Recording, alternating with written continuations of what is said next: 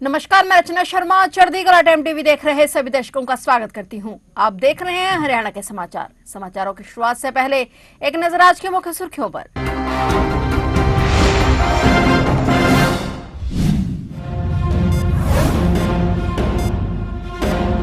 हरियाणा के सीएम नायब सिंह सैनी को जान से मारने की मिली धमकी। गुरुग्राम के कई प्रतिष्ठित स्कूलों को भेजी ईमेल के बाद प्रदेश की तमाम सुरक्षा एजेंसियां अलर्ट पर।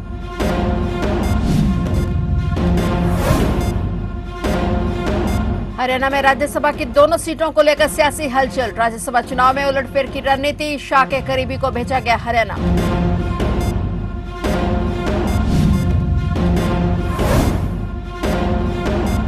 हरियाणा के कर्मचारियों और पेंशनरों को बड़ी राहत। पंजाब के 4 नामी अस्पतालों में होगा कैशलेस इलाज। स्वास्थ्य मंत्री आरती सिंह राय ने की घोषणा।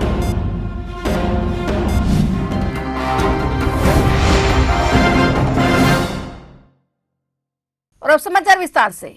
हरियाणा के मुख्यमंत्री नायब सिंह सैनी को अलगाववादी संगठन की ओर से जान से मारने की सीधी धमकी मिली है। गुरुग्राम के कई प्रतिष्ठित स्कूलों को भेजे गए एक ईमेल में मुख्यमंत्री को निशाना बनाने के साथ साथ शहर के स्कूलों और ट्रेनों को बम से उड़ाने का अल्टीमेटम दिया गया है। इस सनसनीखेज ईमेल के बाद प्रदेश की तमाम सुरक्षा एजेंसियां और खुफिया विभाग अलर्ट पर हैं। ईमेल में मुख्यमंत्री नायब सिंह सैनी का नाम लेते हुए उन्हें सीधे तौर पर चेतावनी दी गई है। ईमेल में न केवल मुख्यमंत्री को धमकी दी गई है बल्कि आम जनता और बच्चों को भी निशाना बनाने की बात कही गई है। धमकी की सूचना मिलते ही गुरुग्राम पुलिस के आला अधिकारी और बम निरोधक दस्ता हरकत में आ गया है। संबंधित स्कूलों में सघन तलाशी अभियान चलाया जा रहा है और रेलवे स्टेशनों पर सुरक्षा बढ़ा दी गई है। पुलिस ने लोगों से अपील की है कि वे किसी भी लावारिस वस्तु को न छुएं और सतर्क रहें।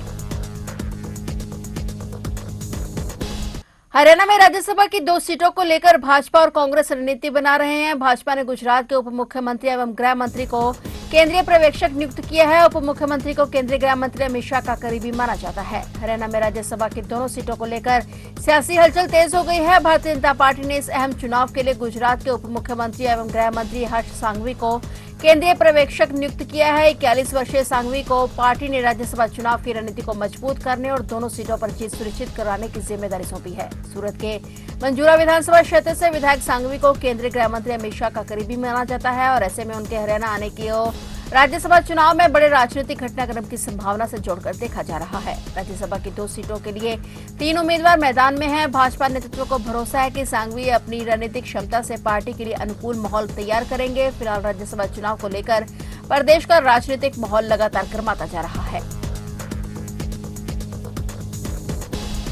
हरियाणा सरकार ने राज्य के लाखों सरकारी कर्मचारियों और पेंशन भोगियों के लिए स्वास्थ्य सेवाओं के मोर्चे पर एक ऐतिहासिक फैसला लिया है। प्रदेश की स्वास्थ्य मंत्री आरती सिंह राव ने घोषणा की है कि अब हरियाणा के कर्मचारी और पेंशन भोगी पंजाब के 4 बड़े और प्रतिष्ठित विशेषज्ञ अस्पतालों में अपनी गंभीर बीमारियों का उपचार करा सकेंगे। राज्य सरकार के इस कदम से न केवल मरीजों को विश्व स्तरीय स्वास्थ्य सुविधाएं मिलेंगी बल्कि उन्हें इलाज के लिए अब दिल्ली या मुंबई जैसे दूर दराज के शहरों में दौड़ नहीं लगानी पड़ेगी। जिन अस्पतालों में हरियाणा के लाभार्थियों को उपचार की सुविधा मिलेगी उनमें मुल्लापुर, न्यू चंडीगढ़, संगरूर, मोहाली के अस्पताल शामिल हैं। स्वास्थ्य मंत्री आरती सिंह राव ने बताया कि इन अस्पतालों का चयन विशेष रूप से उनकी विशेषज्ञता के आधार पर किया गया है। इस फैसले का सबसे बड़ा लाभ उन बुजुर्ग पेंशन भोगियों को होगा जिन्हें उम्र के इस पड़ाव पर गंभीर बीमारियों के लिए निजी अस्पतालों के महंगे बिलों का सामना करना पड़ता था। सरकार के इस पैनल विस्तार से अब कैशलेस सुविधा के तहत इलाज सुलभ होगा जिससे आर्थिक बोझ कम होगा। लोकसभा के नेता प्रतिपक्ष राहुल गांधी आज मंगलवार को अचानक गोहाना पहुंचे। राहुल गांधी यहां मदीना में एक किसान संजय की बेटी की शादी में आशीर्वाद देने पहुंचे। यह वही किसान है जिसके खेत में राहुल गांधी ने 2023 के सीजन में ट्रैक्टर चलाया था और धान की रोपाई की थी। दरअसल गांव के किसान संजय की बेटी की शादी है और इसके लिए परिवार ने कांग्रेस सांसद राहुल गांधी को निमंत्रण भेजा था और इस दौरान राहुल गांधी को देखकर हर कोई चौंक गया। राहुल गांधी ने जहां किसान की बेटी को आशीर्वाद दिया वहीं उनके परिवार के साथ बैठकर खाना भी खाया। इस यात्रा के दौरान उन्होंने किसानों और मजदूरों से बात भी की।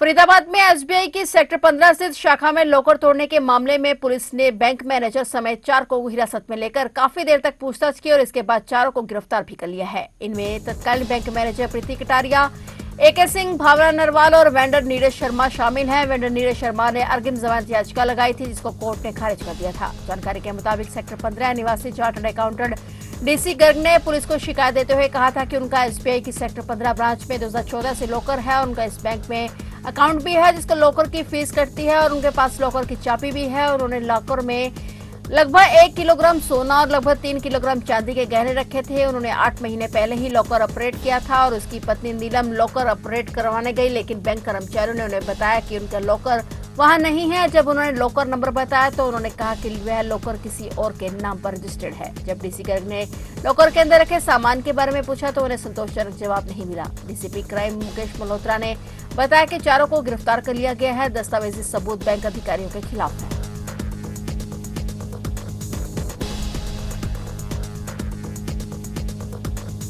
हरियाणा के डबवाली में नशा तस्करी के खिलाफ पुलिस ने बड़ी कार्रवाई करते हुए एक आदतन तस्कर की करोड़ों रुपए की संपत्ति को निशाने पर लिया है। डबवाली पुलिस ने नशे के कारोबार से अर्जित की गई करीब 83 लाख रुपए की अवैध संपत्ति को फ्रीज कर दिया है, जिसकी वर्तमान अनुमानित कीमत करीब 1 करोड़ 32 लाख रुपए बताई जा रही है। पुलिस का कहना है कि नशा तस्करों को अब सिर्फ जेल ही नहीं बल्कि उनकी अवैध कमाई से बनाई गई संपत्ति भी कानून के दायरे में लाकर जब्त की जाएगी। कार्रवाई के दौरान सिरसा जिले के गाँव रघुआना निवासी प्रगट सिंह उर्फ काका की अवैध संपत्ति को फ्रीज किया गया है। पुलिस जांच में सामने आया कि आरोपी ने नशा तस्करी के जरिए करोड़ों की संपत्ति खड़ी की थी। वर्तमान में वह पंजाब और हरियाणा हाईकोर्ट से अंतरिम जमानत पर चल रहा है और उसके खिलाफ कुल 8 मामले दर्ज हैं। इसके बाद पुलिस ने आरोपी की संपत्तियों को फ्रीज करने की प्रक्रिया शुरू कर दी है। बॉलीवुड सिंगर बादशाह द्वारा दिया गया गाना टिटहरी को लेकर प्रदेश भर में विरोध किया जा रहा है और फतेहाबाद के रतिया क्षेत्र में भी गाय का पुतला फूंककर जमकर विरोध किया गया। महाशक्ति चैरिटेबल ट्रस्ट की ओर से किए गए विरोध प्रदर्शन में बड़ी संख्या में लोग उपस्थित रहे। प्रदर्शन के बाद शहर थाने में जाकर शिकायत भी दी गई और मामले में तुरंत एफआईआर दर्ज करने की मांग की गई। वहीं महिला आयोग को भी एक पत्र लिखकर मामले में कड़ा संज्ञान लेने की अपील की गई है। इस दौरान उन्होंने 23 मार्च को नशे के खिलाफ फतेहाबाद में आयोजित होने वाले महासम्मेलन के बारे में भी विस्तार से जानकारी।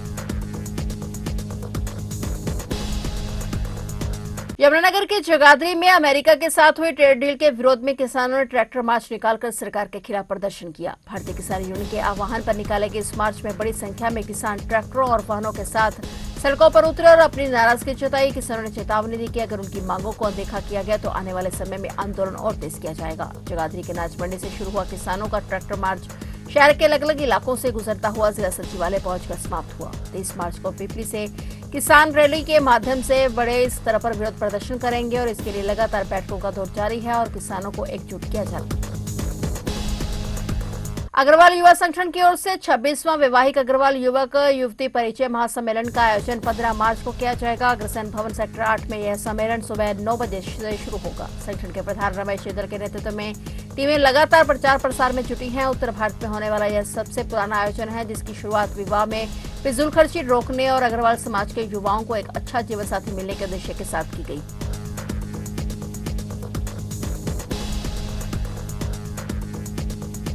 फिलहाल हरियाणा के समाचारों में इतना ही और नए समाचारों के साथ फिर से हाजिर होंगे। तब तक के लिए देखते रहिए चढ़ती कला टाइम टीवी।